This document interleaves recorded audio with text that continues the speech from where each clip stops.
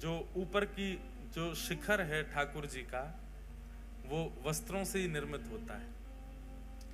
और चौथा होता है जंबूरा, यानी कि माला, पुष्प, पत्र आदियों से ठाकुर जी का रथ सजता है। और अंतिम धातु, कहीं कहीं लगाने के लिए कील आदि जो लगाई जाती हैं पूरे रथ पर। ऐसे पंच धातु, पंच वस्तुओं का प्रयोग रथ निर्माण में और पंच तत्व का प्रयोग मानव जीवन में। ये रथ हम सब मानवों के शरीर का ही प्रतीक है। सन्मुख विराजमान घोड़े, अब एक एक चीज का यहां पे भाव है। हमें कितने घोड़े दिखाई दे रहे हैं आपको? होते 5 हैं, क्योंकि एक अंतर्ध्यान हो गया इनमें से। तो इस रथ को चलाता कौन है? बोले पंच इंद्रियां। और हर घोड़े के 4 पैर हैं। तो इसका मतलब क्या है कि उन इंद्रियों के 4 कामनाएं हैं। समस्त इंद्रियां किसको कहते हैं? ज्ञान इंद्रिय और पंचकर्म इंद्रिय, 2 प्रकार की इंद्रियां होती हैं। ये इंद्रियां ही हमको अपनी ओर खींचती हैं और उसी दिशा में हम अपने शरीर को ले चलते हैं जहां हमारी इंद्रियां खींचती हैं। आप सबकी इंद्रियां ठाकुर जी ने खींच रखी, इसलिए आप कथा में आ रहे हो। यही विषयों की तरफ होती तो आप विषयी वस्तु की ओर जा रहे होते।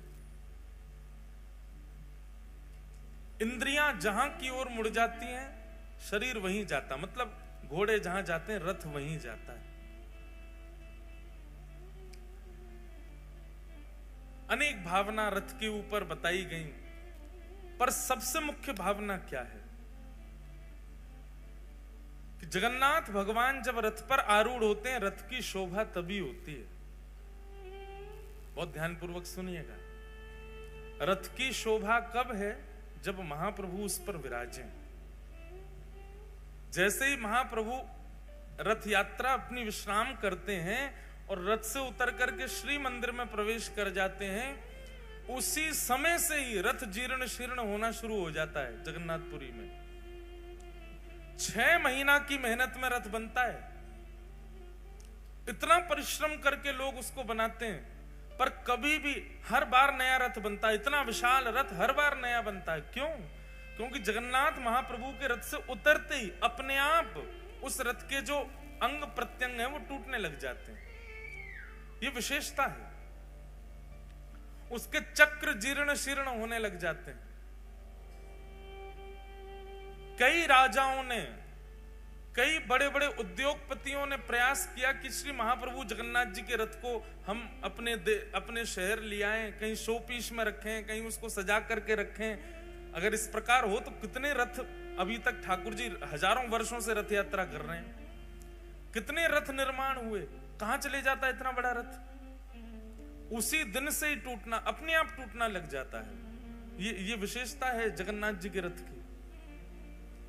मानो मुझे और आप, हम सबको संकेत कर रहे हैं ठाकुर जी, मेरे धारण करने पर ही शरीर रूपी रथ की महिमा है। इस शरीर रूपी रथ की योग्यता है। जिस दिन मैंने इस शरीर रूपी रथ का त्याग कर दिया, तो फिर विश्वास मानो, तुम्हारी जितनी सुंदरता है, तुम्हारी जितनी योग्यता है, तुम्हारा जितना बल है, वो सब जीर्ण हो जाएगा, वो शीर्ण हो जाएगा। चाहे कितना भी परिश्रम करके तुम्हारा शरीर बना क्यों ना हो, उसकी योग्यता नहीं रह पाएगी।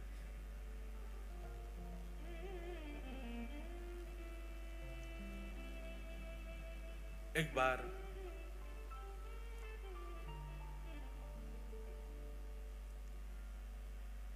ठाकुर जी में और लक्ष्मी जी में विवाद हो गया आपस में। विवाद ऐसा हमारे आपके जैसा विवाद नहीं होता उन दोनों में।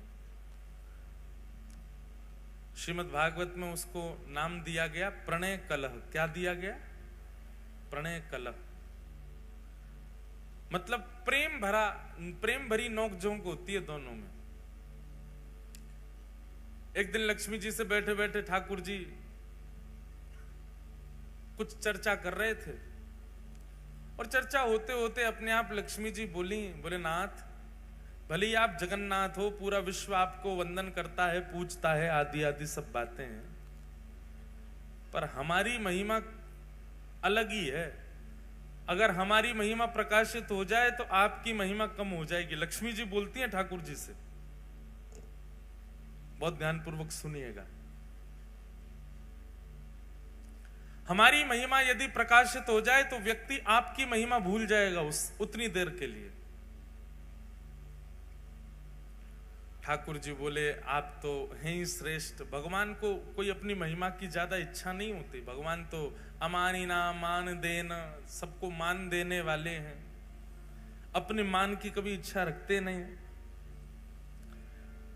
लक्ष्मी मैया ने जब ये बात कही कि हमारा यदि प्रकाश हो जाए तो आपका प्रकाश धीमा पड़ जाता है, ठाकुर जी बोले अच्छी बात है। लेकिन लक्ष्मी जी मानी नहीं, बोले नहीं, मैं प्रमाणित करके बताऊंगी। अभी तो आपने ऐसे सहज में बोल दिया, अच्छी बात है, मैं प्रमाणित करके दिखा दूंगी कि जहां मेरा प्रकाश हो जाता है वहां लोग आपकी महिमा भूल जाते हैं। भगवान बोले नहीं, आवश्यकता नहीं। बोले नहीं आवश्यकता, मैं तो करके दिखाऊंगी। तो ठीक है। एक व्यक्ति की शव यात्रा जा रही थी, सब लोग उस शव को लेकर के जा रहे हैं। राम नाम सत्य है, गोविंद नाम सत्य है, गोपाल नाम सत्य है। लक्ष्मी जी ठाकुर जी से बोली, देखो आपकी महिमा, सब जा रहे हैं लेकर के ठाकुर जी को, सब लेकर के जा रहे हैं उस शव को, आपकी महिमा गाते हुए जा रहे हैं। देखो अब मैं अपना प्रकाश कर दूं। बोले करो। इतने में ही लक्ष्मी ने धन वर्षण कर दिया, आगे सोना चांदी गिरने लगे, आकाश में वर्षा हुई, सोने के सिक्के गिरे। जैसे ही सोना का सिक्का गिरे, महाराज जितनी शव यात्रा में चल रहे थे भगवान नाम गाते हुए, सब दौड़े जाकर के सिक्का बटोरने लगे। 4 लोग रह गए केवल वो अर्थी पे। उन चारों के मन में आया, बोले कि भैया इतना सारा धन गिर रहा है, राम नाम सत्य बोलना तो सब भूले ही गए। अर्थी वालों ने भी सोचा थोड़ी बहुत देर की वर्षा है, इकट्ठा कर लें, फिर तो पिताजी को ले ही जाना है शमशान। उन्होंने अर्थी नीचे धर दी, वो भी दौड़े, उन्होंने भी जाके सिक्का बटोरे, जेब में भर लिए अपने। लक्ष्मी जी बोली, ये है मेरी महिमा। अंत काल में किसी को लेकर के जा रहे हैं, आपका नाम गाते भय जा रहे हैं, लेकिन मेरी महिमा के आगे देखो आपके नाम की महिमा भी फीकी पड़ गई। ठाकुर जी जगन्नाथ जी मंद मंद मुस्काए, मंद मुस्कुरा करके बोले, सुनो देवी, ये सब तो भगे, वो अर्थी वाला क्यों नहीं भगा? जय हो, पधारो। वो अर्थी वाला क्यों नहीं भगा? ये सब तो भागे हैं, वो एक व्यक्ति क्यों रह गया? महिमा है तो सब पे होनी चाहिए, आपकी सब पे बरसनी चाहिए। लक्ष्मी जी बोली, उसके अंदर प्राण नहीं है। बोले प्राण नहीं, उसके अंदर मैं नहीं। प्राण कौन है, आत्मा कौन है? बोले मेरा ही तो स्वरूप है। आपकी महिमा भले ही होगी, पर आपको पाने भी व्यक्ति तब जाएगा जब मैं चित्त में हूं। मैं ही नहीं रहूंगा तो वो आपके पास भी नहीं जा सकता।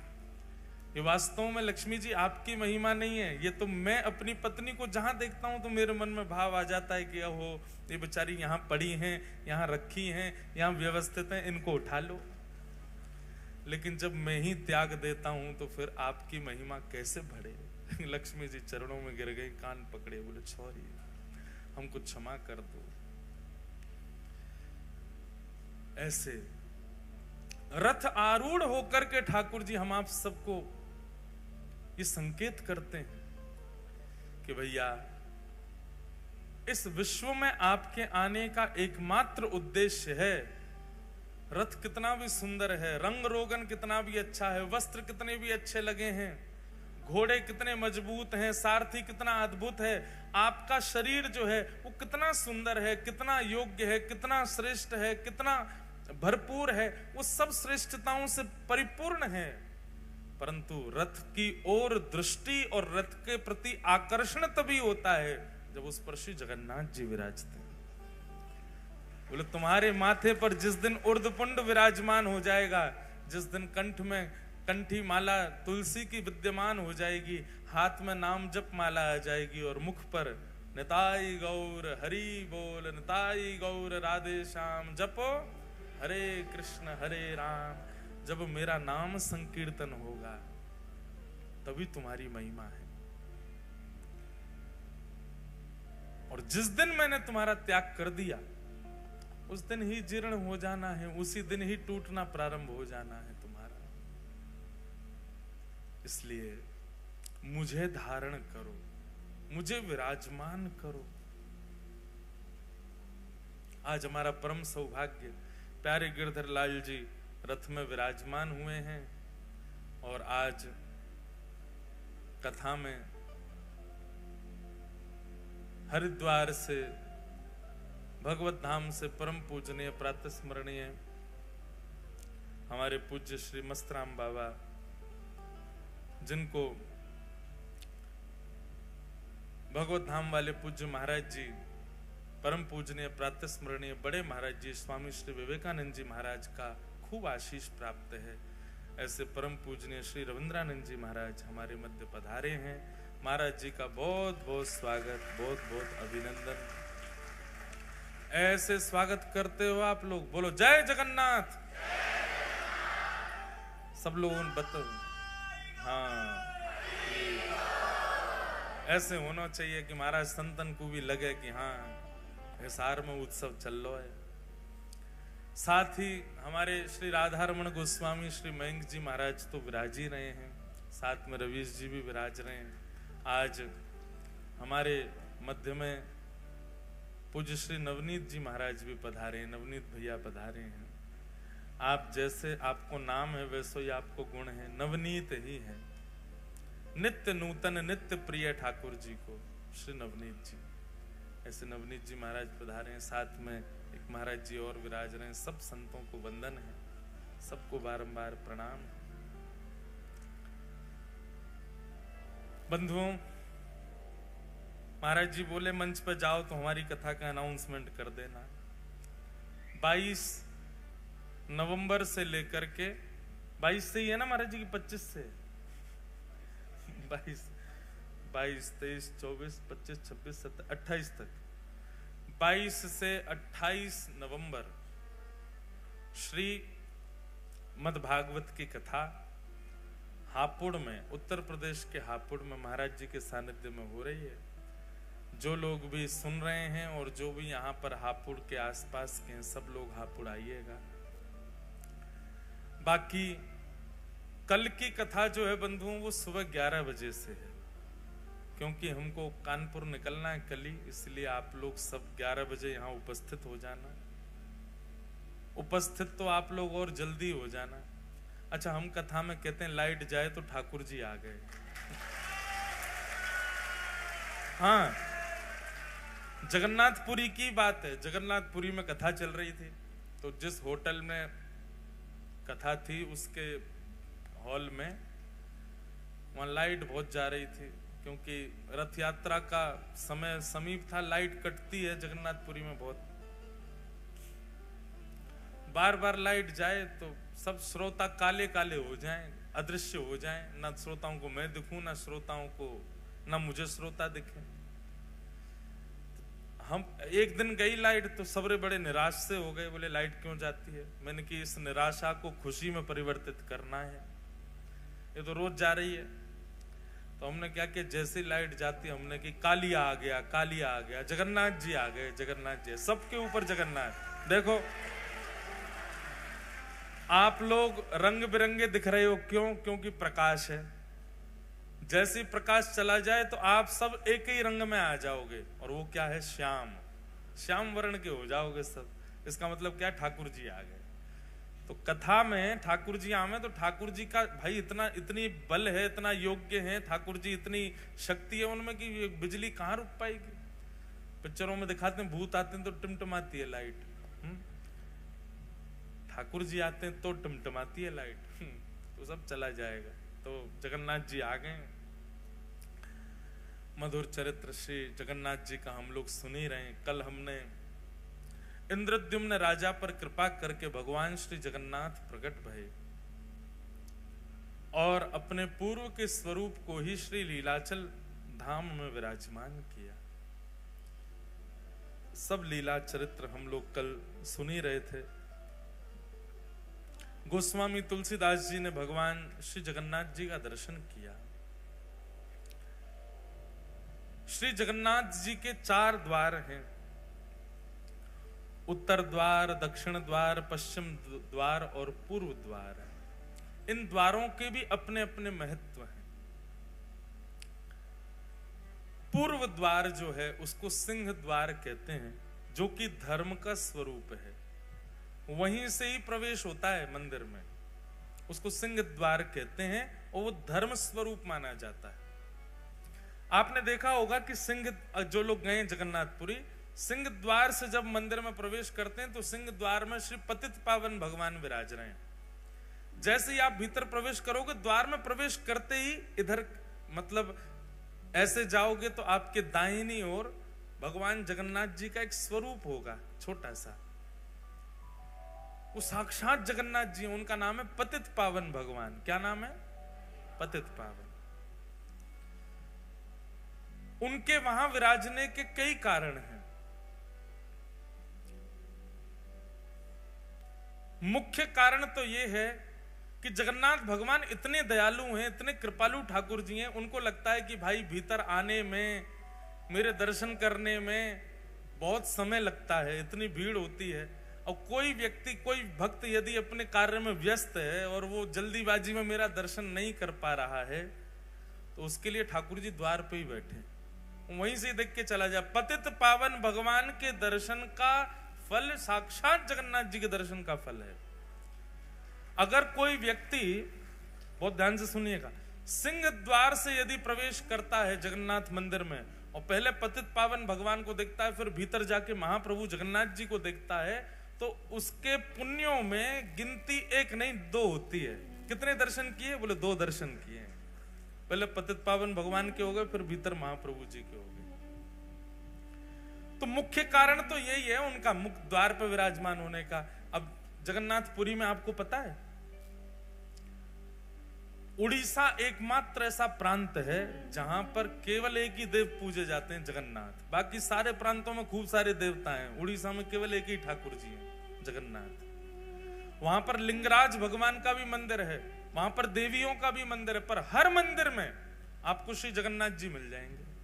कहीं चले जाओ, पूरे उड़ीसा में एकमात्र ऐसा प्रांत है पूरे भारत में जहां पर जगन्नाथ जी ही देव हैं और कोई देव नहीं। हरियाणा में आपके हिसार में ही होंगे 5-6 भगवान, आसपास में तो है ही है। हरियाणा में इतने सारे भगवान, कोई देवता की निंदा नहीं। भारत में इतने सारे देवों के मंदिर हैं, पर उड़ीसा में महाप्रभु जगन्नाथ। वहां पर विवाह होता है ना, हमारे यहाँ विवाह में अच्छी कैटरिंग वाले मंगाए जाते हैं, अच्छे भोजन बनाने वाले बुलाए जाते हैं। पर श्री जगन्नाथपुरी में सबसे बड़ा जो ब्याह होगा उसमें महाप्रसाद आता है। महाप्रसाद ही पाते हैं सारे, बाराती हो, घराती हो। और महाप्रसाद का नियम है, वो टेबल पर नहीं पाया जाएगा, उसको आसन पर बैठ के नहीं पा सकते। मतलब चाहे जितने लाख का तुम सूट पहन के आए हो, ब्याह में महाप्रसाद ही पाना, और महाप्रसाद नीचे बैठ के ही पाना है। उसी को पा करके सब लोग आनंदित होते हैं। तो जगन्नाथपुरी में विवाह तब तक संपन्न नहीं होता जैसे बड़े बूढ़ों का ब्याह होना चाहिए, बड़े बूढ़ों का आशीर्वाद मिले तब ब्याह संपन्न। ऐसे जगन्नाथपुरी में वर और वधू जो है, वो जब तक श्री जगन्नाथ प्रभु को देख ना लें तब तक उनका विवाह संपन्न नहीं होता। अब विवाह बहुत बड़े ऊंचे स्केल पे हो रहे हैं, बहुत व्यस्तता हो जाती है, भाग दौड़ बहुत होती है, तो बेचारे दोनों वर वधू बाहर से पतित पावन भगवान को देख के वहीं माला पहना देते हैं। दूसरा पतित पावन भगवान के बाहर विराजने का स्वरूप यह है कि जब म्लेच्छों ने भारत में आक्रमण किया और मंदिर ध्वस्त करने लगे, तो नियम बना दिए मंदिरों में कि भाई जो वैष्णव नहीं है, जो हिंदू नहीं है, उनको मंदिर में प्रवेश नहीं करने दिया जाएगा। और इसका कट्टर नियम तो श्री जगन्नाथपुरी में ही हो गया। वहां पर हिंदुओं को ही प्रवेश रहता है। लेकिन महाप्रभु श्री जगन्नाथ जी के तो अनेक विदेशी भक्त भी हैं, अनेक ऐसे भक्त हैं जो म्लेच्छ भी हैं। सालबेग वही म्लेच्छ था। और जब से श्री चैतन्य महाप्रभु और गौड़िया वैष्णव परंपरा, इनका तो दो ही इनके प्रमुख स्थान है, या तो वृंदावन या फिर जगन्नाथपुरी। तो गौड़िया वैष्णव परंपरा में तो अंग्ल देश के बहुत लोग हो गए, जगन्नाथ भगवान को सर्वस्व मानते हैं। उनके लिए महाप्रभु श्री जगन्नाथ जी पतित पावन रूप में बाहर ही बैठ गए, यहीं दर्शन कर लो हमारा। ऐसा शास्त्रों में वर्णन है, ऐसा जगन्नाथ जी की महिमा में भी लिखा है कि यदि कोई व्यक्ति पतित पावन भगवान का दर्शन किए बिना जगन्नाथ जी का दर्शन कर ले तो उसके पुण्य में 0 दर्शन काउंट होता है, दर्शन हुआ ही नहीं है उसको। लेकिन पतित पावन भगवान का दर्शन करके महाप्रभु को देखे तब उसके परिपूर्ण दर्शन माने जाते हैं। तो सिंह द्वार ये पूर्व द्वार है, इसी को धर्म द्वार कहा जाता है। दूसरा पश्चिम द्वार, इसको व्याघ्र द्वार कहा जाता है। इस द्वार से प्रवेश करने से कामनाओं की पूर्ति होती है, क्योंकि ये काम द्वार है। यदि किसी व्यक्ति की कोई कामना है तो वो पश्चिम द्वार से श्री जगन्नाथ जी का दर्शन करने के लिए जाए। जितने दिन जगन्नाथपुरी में है, जितनी बार प्रवेश करे पश्चिम द्वार से करे, तो उसकी जो भी कामना होगी महाप्रभु जगन्नाथ पूरी कर देते। काम द्वार। तीसरा है उत्तर द्वार, इसको कहते हैं हाथी द्वार। और इसका अर्थ क्या है? बोले मोक्ष द्वार। इस द्वार से प्रवेश करना और दर्शन करके निकलने से ये मोक्ष द्वार है, इससे मुक्ति की प्राप्ति होती है। और दक्षिण द्वार अश्व द्वार है। अश्व द्वार, इस द्वार से प्रवेश करके दर्शन करने जो व्यक्ति जाता है उसको अर्थ की प्राप्ति होती है, धन मिलता है। पर हरि नाम जिसके चित्त में है, हरि जिसके भीतर विद्यमान है, वो किसी भी द्वार से प्रवेश कर जाए उसको चतुर्विध पुरुषार्थ नहीं मिलता है। जैसे जिसके चित्त में कामना नहीं है, जिसके चित्त में मोक्ष की इच्छा नहीं है, जिसके चित्त में अर्थ की कामना नहीं है, वो किसी भी द्वार से प्रवेश कर जाए, उस द्वार की महिमा जाने बिना प्रवेश कर जाए तो उसको पंचम पुरुषार्थ की प्राप्ति होती है। पंचम पुरुषार्थ क्या है? प्रेम। श्री जगन्नाथ जी उसको प्रेम प्रदान करते हैं। इस प्रकार महाप्रभु श्री जगन्नाथ जी के ये 4 द्वार हैं। इन 4 द्वारों से श्री जगन्नाथ जी के दर्शन करने को वैष्णव जन प्रवेश करते हैं, दर्शन करने भीतर जाते हैं। महिमा बहुत सारी है, सब प्रकार के तीर्थ अंदर विद्यमान हैं। महाप्रभु जगन्नाथ जी के समस्त देवी देवता अंदर ठाकुर जी के पास बैठे हैं। फिर आज क्या है? एकादशी। अब लोग एकादशी के लिए बहुत प्रश्न करते हैं कि श्री जगन्नाथपुरी में एकादशी का महत्व क्यों नहीं है? ऐसा नहीं है कि महत्व नहीं है, एकादशी का बहुत बड़ा महत्व है, पर वहां व्रत नहीं किया जाता। अगर एकादशी के दिन आप श्री जगन्नाथ धाम में हैं तो उस दिन स्कंद पुराण में कहते हैं बाकी के दिन महाप्रसाद पाओ पेट भर के, लेकिन एकादशी के दिन महाप्रसाद पाओ आकंठ। गला आपका यहां तक भर जाना चाहिए, जितनी भूख लगे वहां से ज्यादा पाओ। क्यों? बोले एकादशी के दिन जगन्नाथ भगवान के नेत्र 1-1 फीट और बड़े हो जाते हैं। आंख खोल के देखते हैं आज मेरा प्रसाद कौन नहीं पा रहा है। वादा ना तो ठाकुर जी और ध्यान से देखे। तो एकादशी के दिन महाप्रसाद की बड़ी महिमा है। लेकिन याद रहे, जगन्नाथपुरी जाकर के यदि कोई व्रत करता है एकादशी का तो उसकी संपूर्ण पूर्व की एकादशी निरस्त हो जाती है। इसलिए कई लोग मैंने देखे हैं ऐसे, वो बहुत निष्ठा रखते हैं एकादशी के प्रति, तो जगन्नाथपुरी जाकर के भी वो कहते हैं ठीक है महाप्रसाद है, हम माथे से लगा के थोड़ा ले, पर हम प्रसाद पाएंगे नहीं, हमारा नियम है, व्रत है। भैया स्कंद पुराण में स्पष्ट मना किया गया है, वहां व्रत मत रखो। अब इसके पीछे कारण सुनो क्यों। एकादशी के दिन अन्न में पाप का निवास होता है कि नहीं होता? एकादशी के दिन अन्न में पाप निवास करता है। और जगन्नाथपुरी का जो महाप्रसाद है, श्री जगन्नाथपुरी में जो रसोई में प्रसाद सिद्ध होता है, वो स्वयं लक्ष्मी सिद्ध करती। कौन सिद्ध करता है?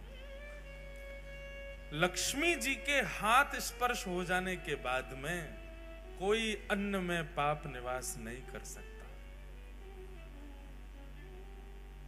और दूसरी बात, लक्ष्मी जी के हाथ से निर्मित हुआ तो पाप तो बहुत दूर की बात है महाराज, उस प्रसाद के चारों ओर करोड़ों पुण्य घूमते रहते हैं, हमको मौका मिले हम इसमें प्रवेश कर जाएं। उसके बाद जगन्नाथ, जगत नियंता जगन्नाथ भगवान उसका भोग लगा रहे हैं, और हम उस समय एकादशी की प्रधानता मान रहे हैं। हम कैसे मान सकते हैं एकादशी प्रधान है उस दिन? हम एक नियम और बताएं, संतों की आज्ञा से बता रहे हैं। एकादशी आपका व्रत चल रहा है, आप हिसार में बैठे हो, आपका व्रत हो रहा है, आप निर्जला कर रहे हो, या जैसा भी आपका व्रत का स्वभाव रहता है वैसा आप व्रत कर रहे हो, बहुत अच्छी बात है, निष्ठा एकादशी की होनी चाहिए। उसी समय वृंदावन से, हमारे गिरिराज जी से कोई वैष्णव आए और माँ का 56 भोग लेकर के आए और आकर के आपके घर पर प्रदान किया। अब प्रसाद का नियम क्या है? प्रसाद जैसे ही आपके घर में आए तुरंत उसमें से एक टूक आपको लेना ही चाहिए। क्यों? बोले प्रसाद आया है, आपने रख दिया फ्रिज में, आपने सोचा कल पाएंगे, कल तक जीवित नहीं रहे तो, रात में प्राण चले गए तो, अगले क्षण ही पधार गए तो। प्रसाद जैसे सन्मुख नेत्रों के सामने आ जाए तुरंत उसको ग्रहण कर लेना चाहिए। अब एकादशी ये क्या करें? ये तो अन्न है। अगर आपने उस समय प्रसाद को अन्न माना तो आपकी एकादशी निरस्त हो जाएगी। उसी समय आपके सन्मुख जैसे ही प्रसाद आवे तुरंत लीजिए और तुरंत लेकर के एक टुक मुख में धारण कर लीजिए। क्यों? वस्तु में पाप निवास करता है, व्यंजन में पाप निवास करता है, अन्न में पाप निवास करता है, प्रसाद में पाप नहीं रहता। इसलिए प्रसाद के प्रति ये बुद्धि मत रखो। जगन्नाथपुरी में एकादशी व्रत नहीं करना चाहिए, पर मंदिर का ही प्रसाद पाना चाहिए, बाहर कुछ मत पा लेना, महाप्रसाद पाओ। लक्ष्मी ने बनाया है, जगन्नाथ का अधरामृत है, उसको पाने से तो एकादशी पुष्ट होती है, इसलिए वहां एकादशी व्रत का नियम नहीं। और सबसे बड़ी बात बंधुओं एक हमारी सुनिएगा,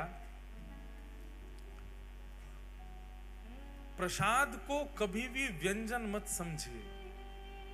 प्रसाद चाहे जगन्नाथ जी का हो, चाहे राधारमण लाल जी का हो, राधा वल्लभ लाल जी का हो, बिहारी जी का हो, श्री गिरिराज जी का 56 भोग हो, उसके प्रति व्यंजन बुद्धि, उसके प्रति पदार्थ बुद्धि बिल्कुल मत रखिए। उसमें स्वाद आ रहा है तो ज्यादा पाना, ऐसा भी भाव मत रखो। साक्षात ठाकुर जी का स्वरूप है, उसी भाव से ही उसको सेवन करना चाहिए। मूलतः एकादशी अन्न के लिए है, प्रसाद के लिए नहीं।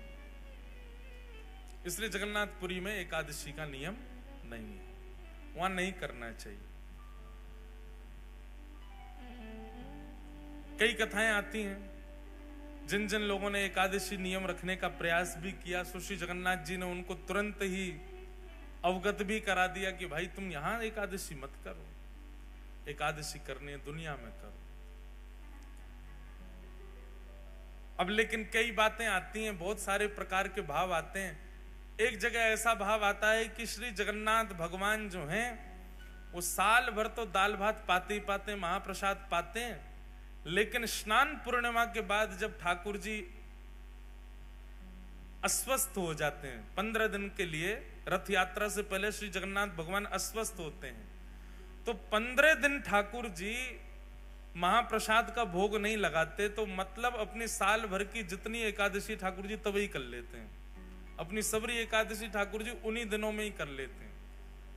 मतलब जब श्री जगन्नाथ भगवान अस्वस्थ अवस्था में होते हैं और यदि किसी व्यक्ति का जगन्नाथपुरी में अनेक एकादशियां व्यतीत हुई हैं, ऐसे व्यक्ति को उन 15 दिनों तक उसको भी व्रत नियम करना चाहिए, क्योंकि जगन्नाथ जी प्रसाद नहीं पा रहे हैं तो हम भी नहीं पाए, हमारी भी एकादशी पुष्ट हो जाए उसी में, ऐसी भी भावना है। अस्वस्थ क्यों होते हैं श्री जगन्नाथ भगवान? भगवान को कभी अस्वस्थता हो सकती है? श्री ठाकुर जी के ऊपर कभी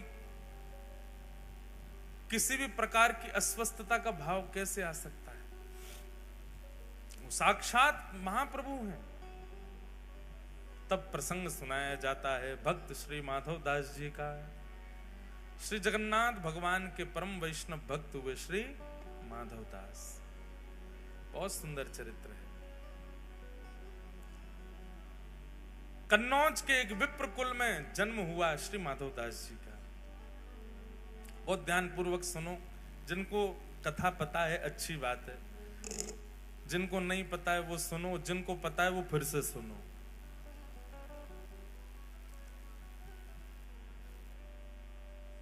मार्ग दे दो भैया, माताएं बहनें जा रही हैं, सब लोग इधर देखो, कथा सुनो।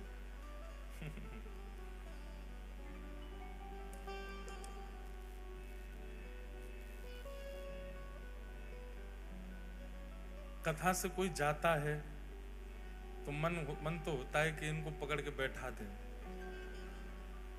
पूछ लें भैया क्यों जा रहे हो, पर सबके अपने अपने काम होते हैं। लेकिन फिर मन में बात आती है कि भाई 7 दिन की कथा हो तो ठीक भी लगे, 4 ही दिन को आए फिर भी जा रहे हो, अब तो बैठ जाओ, अब मत उठना कोई। हाँ, अब जो उठ गए वो चले जाओ, जो नहीं उठे वो बैठे रहना। ध्यान से सुनो। श्री गिरधर लाल जी रथ में बैठे हैं आप लोगों के लिए, इसलिए भाव से कथा सुनो। बोलो गिरधर लाल प्यारे की। कन्नौज के विप्र कुल में जन्म हुआ किनका? माधवदास। श्री माधवदास जी का चरित्र आता है कि आप बड़े विद्वान थे, आपका विवाह हुआ और विवाह के उपरांत आपकी पत्नी ने एक पुत्र को जन्म दिया। बालक का जन्म होते ही किसी कारण से पत्नी की मृत्यु हो गई और पत्नी की मृत्यु होने पर पूरा घर बड़ा उदास, निराश, हताश हो गया। माधवदास जी ने संस्कार आदि किए और उसके बाद ऐसी विरक्ति आई माधवदास जी को। विरक्त तो पहले से ही घर वालों ने ब्याह करा दिया था, विरक्ति तो उनके चित्त में थी, परंतु पत्नी की मृत्यु से अब और ज्यादा उनकी विरक्ति जो है वो प्रगाढ़ हो गई। उन्होंने मन में विचार कर लिया कि अब सब तज हरि भज, सब छोड़ छाड़ के ठाकुर जी को भजेंगे। एक बात कहें बंधु, माधवदास जी के चरित्र में नहीं कह रहा हूं, अपने विषय में, हम आप सब लोगों के विषय में कह रहा हूं कि हम प्रतीक्षा क्यों करते हैं कि जब कुछ घटना घटे तो ही हम ठाकुर जी के शरणागत हों। प्रतीक्षा मत करो घटना की। वास्तव में कोई घटना होने के बाद, ठोकर लगने के बाद या फिर किसी प्रकार की स्थिति आने के बाद जब हम भगवत सन्मुख होते हैं, ठाकुर जी को अच्छा तो लगता है पर उतना प्रिय नहीं लगता। लेकिन कोई व्यक्ति सर्व व्यवस्था होने के बाद भी, सब कुछ सुमंगल होने के बाद भी ठाकुर जी को शरणागत हो जाता है, तब ठाकुर जी को बहुत प्रिय लगता है। तब लगता है ठाकुर जी को कहा ये प्रेम मेरे लिए वास्तविक है। कोई व्यक्ति आपसे प्रेम इसलिए कर रहा है क्योंकि उसका मन नहीं लग रहा। कोई व्यक्ति आपसे प्रेम इसलिए कर रहा है क्योंकि उसके प्रेम के पीछे एक कारण विद्यमान है, एक कारण है जिसके कारण वो आपसे ब्याह कर रहा है। जैसे कि विवाह संबंधों में भी अगर कन्या ने आपसे विवाह किसी कारण से किया, चाहे आपके धन के लिए किया, चाहे आपकी संपत्ति के लिए किया, चाहे किसी और कारणों से किया, तो कारणों से हुआ संबंध आपको पता लगने पर इतनी प्रसन्नता नहीं होती, क्षोभ होता है चित्त में। ऐसे ठाकुर जी जब अपने शरणागत को देखते हैं तो शरणागत को देख करके ठाकुर जी तुरंत नेत्र बंद करके विचार करते हैं कारण क्या है इसकी शरणागति का। और जब कारण ठाकुर जी को पता चलता है, ओहो जीवन में दुविधा है, सब जगह ठोकर खा खा के बेचारा परेशान हो गया है, सब जगह विश्वास करके देख लिया लेकिन फिर भी इसको अविश्वास मिला है, सब जगह से ऐसा ऐसा हो करके अंत में मेरे शरण में आया, तो ठाकुर जी मुस्कुराते तो हैं पर प्रसन्न नहीं होते। लेकिन कोई व्यक्ति बिना किसी कारण के ठाकुर जी के सन्मुख चला जाए, बिना किसी कारण के ठाकुर जी का हो जाए, वो अति प्रिय होता है। अकारण प्रेम करो, अहेतुकी भक्ति करो ठाकुर जी की। किसी घटना की प्रतीक्षा मत करो कि वो हो तो ही हम ठाकुर जी के सन्मुख जाएं। अब घट गई है, उसके बाद आ चुके तो बुरा नहीं मानो। अब उनके लिए माधवदास जी की कथा सुनो।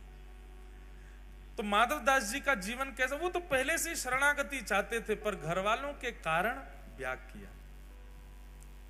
पुत्र का जन्म हुआ, पत्नी मर गई, सब छोड़ करके शरणागति लेना चाहते थे ठाकुर जी की, पर तभी अपने छोटे बालक को देखा और घर वाले भी कहते थे अब ये इसका पालन पोषण कौन करेगा, इसका बेचारे का क्या अपराध, इसका क्या दोष, ये कैसे रहेगा। तो माधवदास जी का एक सूक्ष्म ममत्व उसके प्रति होने लगा, उसको अपने चित्त से लगा करके रखते। सोचते तो थे क्या करूं, घर वाले कहते एक और ब्याह कर लो। बहुत पीछे पड़ने लगे घर वाले, तो माधवदास जी ने एक दिन कह दिया, आप सब लोग जो मेरे पीछे पड़े हैं कि ब्याह कर लो ब्याह कर लो, मुझे आप सब आश्वासन दे दीजिए और आश्वासन करते हुए ये बता दीजिए कि अब मेरा जिससे ब्याह होगा वो कभी नहीं पधारेगी और उससे होने वाली संतान भी कभी नहीं पधारेगी, तो मैं ब्याह करूंगा। सारे रिश्तेदार पीछे हो गए, ये कैसी बात है, ये कैसी बात है। बोले नहीं, आप कह दो कि वो नहीं मरेगी तो मैं ब्याह कर लूंगा। कोई भी इस बात पर लिखने को राजी नहीं हुआ। माधवदास जी बोले तो फिर मैं ब्याह नहीं करूंगा। रही बात इस बालक की, तो मैं इसका पोषण करूंगा। माधवदास जी उस बालक को लिए घूमते रहते। एक दिन एक बगीचा में आप बैठे थे, बालक गोद में था, मन में सोच रहे थे कि और कोई उपाय नहीं है क्या ब्याह के अलावा इस बालक के पोषण का, जिससे मैं शरणागति ग्रहण कर लूं। ये चिंतन उनका चलता ही रहता था।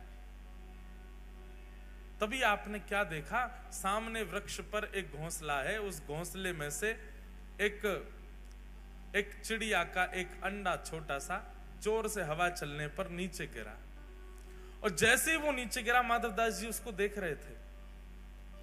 माधवदास जी उठ करके उसको बचाना चाहते थे, पर तभी क्या देखा, नीचे सूखे पत्तों का ढेर था और वो अंडा आकर के उस पर गिरा और बच गया। कोई उसकी दुविधा नहीं हुई। थोड़ी धमक लगने पर अंडा फूट गया, उसमें से बालक बाहर आ गया। वहीं के कीड़े मकोड़े जो थे उनको चुग करके पाने लगा।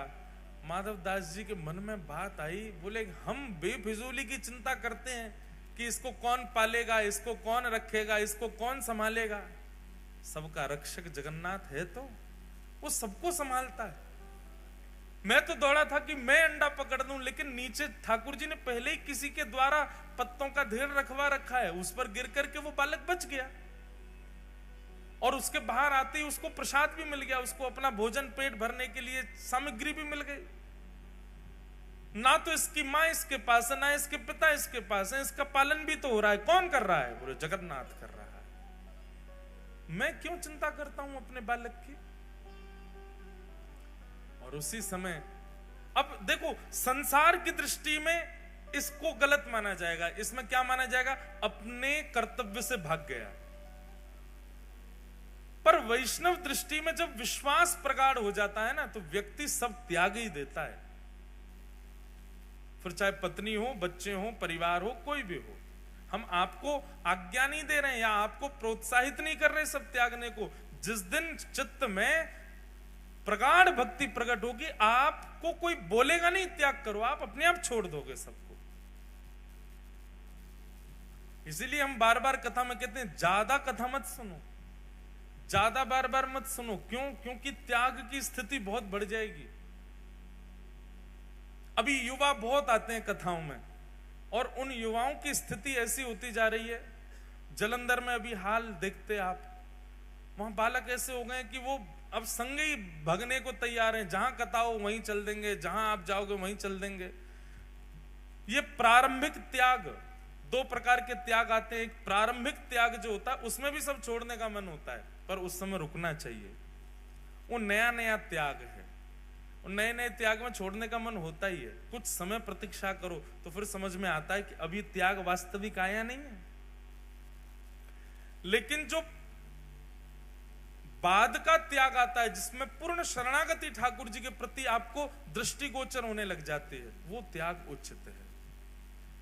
उसमें आपको चाहे कितना भी ज्ञान दे दिया जाए, कितना भी बता दिया जाए, आपके चित्त में एक विश्वास प्रकट हो चुका है कि नहीं, मेरे तो सर्वस्व राधा रमण हैं, मेरे तो सर्वस्व राधा वल्लभ हैं, मेरे तो सर्वस्व बांके बिहारी हैं।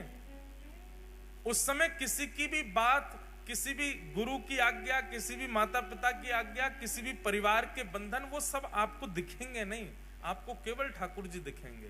तब समझो कि अब ये विश्वास पूर्व शरणागति वाला वैराग्य है। उस समय आप नहीं रुकोगे, फिर आप चले ही जाओगे।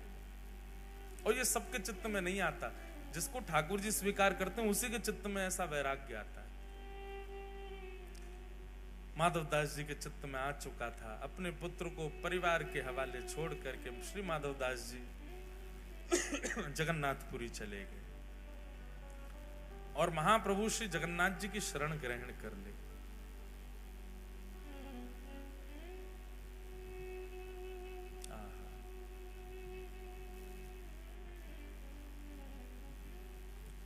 गिरधर ही गुणगान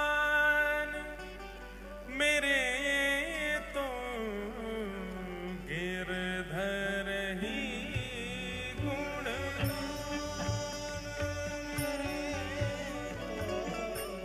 गिरधर ही गुणगान मेरे तो, गिरधर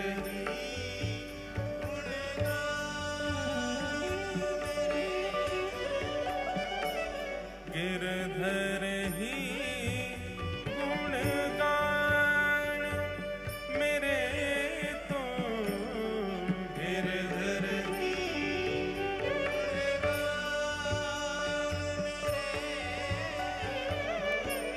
यह मूरत खेलत नैनन में,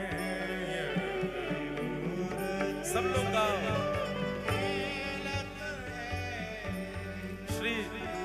अष्टछाप के सखा कृष्णदास जी का पद है।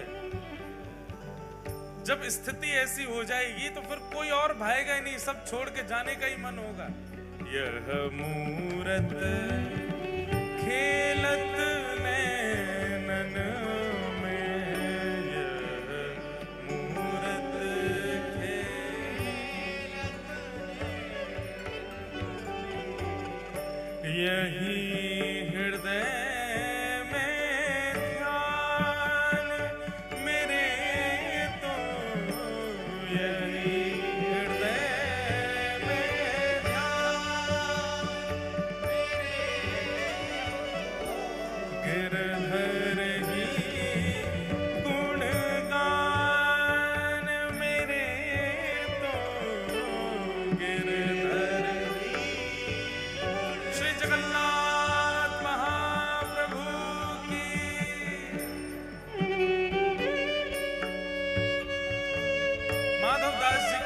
हो चुकी है ऐसी।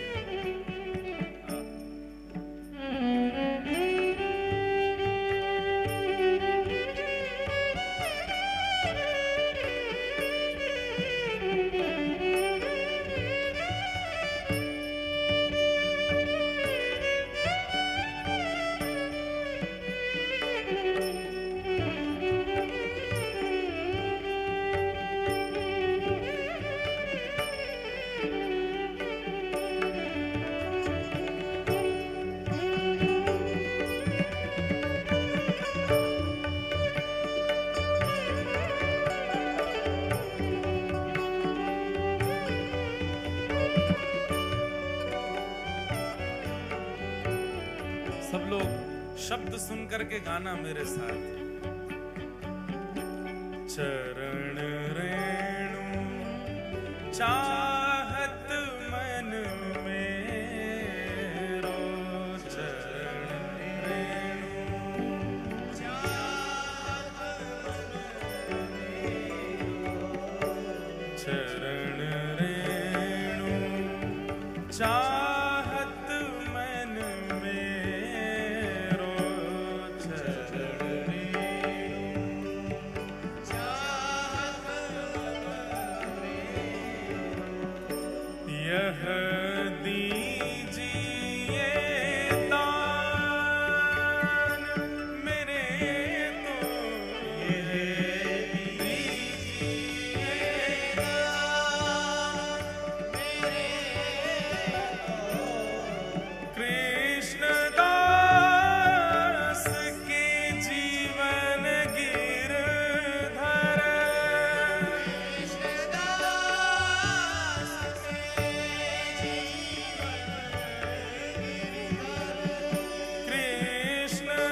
कृष्णदास के जीवन गिरधर, कृष्णदास के जीवन गिरधर, मंगल रूप निधान मेरे तो, मंगल रूप निधान मेरे तो, गिरधर ही गुणगान मेरे तो, गिरधर ही गुणगान मेरे तो, कृष्णदास के जीवन गिरधर,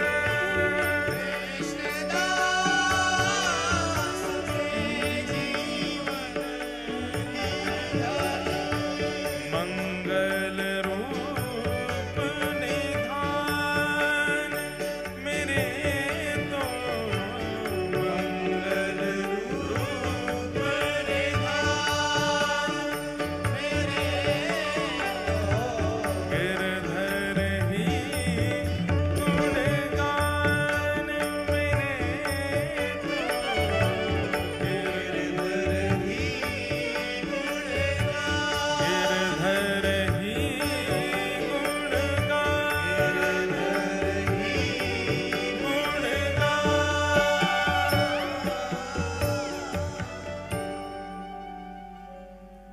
कृष्णदास जी का पद है, और ये पद स्थिति बताता है उस व्यक्ति की जिसके सर्व कृष्ण धन कृष्ण मन कृष्ण ही हमारो धन, आठों याम ऊधो हमें कृष्ण ही सो काम है।